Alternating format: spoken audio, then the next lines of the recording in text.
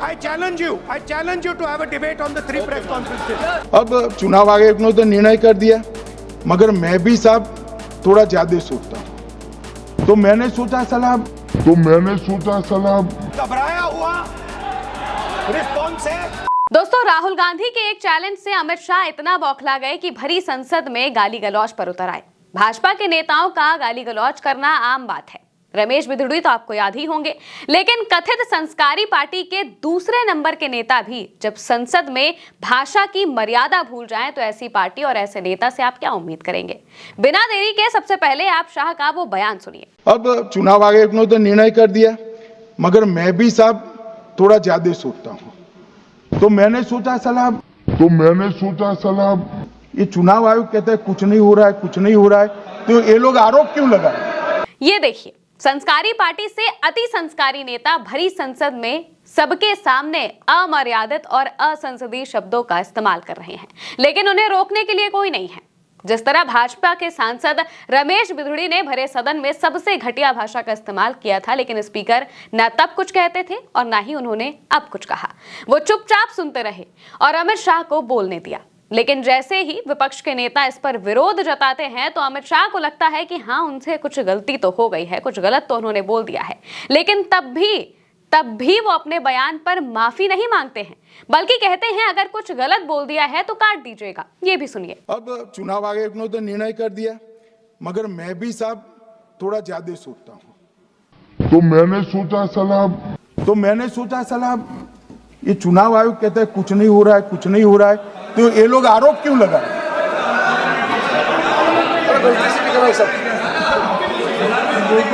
मान्यवर, मेरे शब्द कोई ऐसे हो तो काट दीजिए।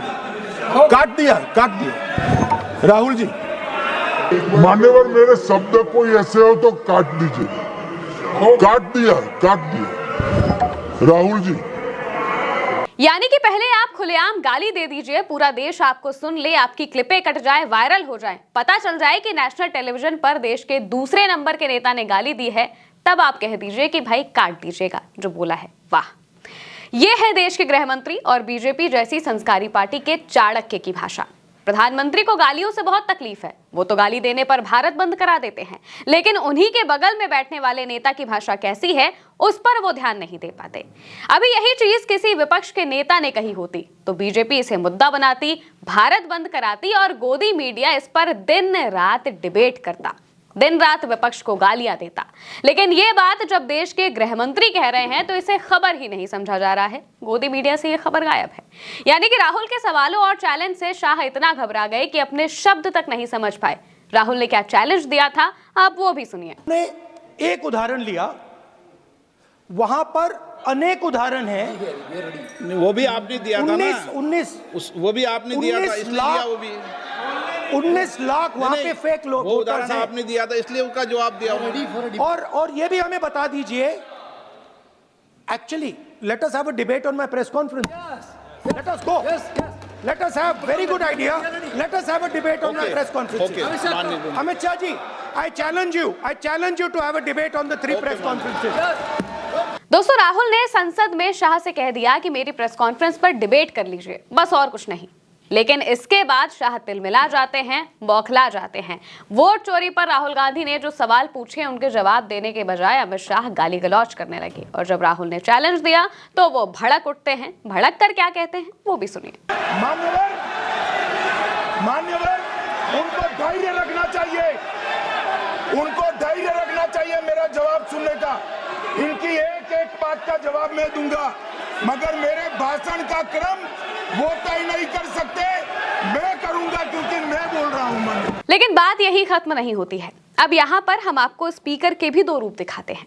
फिर से अमित शाह का वो बयान सुनिए और ध्यान से देखिए, स्पीकर कुछ नहीं कहते हैं। सुनिए। अब चुनाव आयोग ने तो निर्णय कर दिया, मगर मैं भी साहब थोड़ा ज्यादा सोचता हूँ, तो मैंने सोचा सलाह ये चुनाव आयोग कहता है कुछ नहीं हो रहा है, तो ये लोग आरोप क्यों लगाए।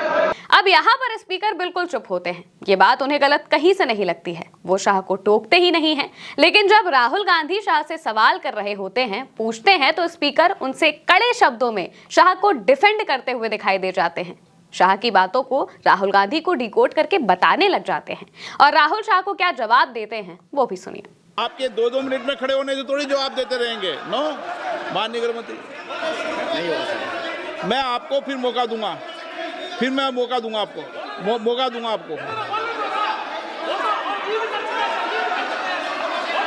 आप बोलिए, हाँ बोलिए सर, ये बोलिए। आपने अगर अमित शाह जी का रिस्पॉन्स देखा तो ये कंप्लीटली डिफेंसिव रिस्पॉन्स है, ये घबराया हुआ रिस्पॉन्स है। तो देखा आपने, सरकार के दूसरे नंबर के मुखिया संसद जैसी पवित्र जगह जिसे लोकतंत्र का मंदिर भी कहा जाता है, वहां ऐसी भाषा का इस्तेमाल करते हैं, लेकिन इस पर ना स्पीकर कुछ कहते हैं, ना प्रधानमंत्री का मन दुखी होता है और ना ही वो नेता माफी मांगते हैं। ये है भाजपा का असली चाल, चरित्र और चेहरा।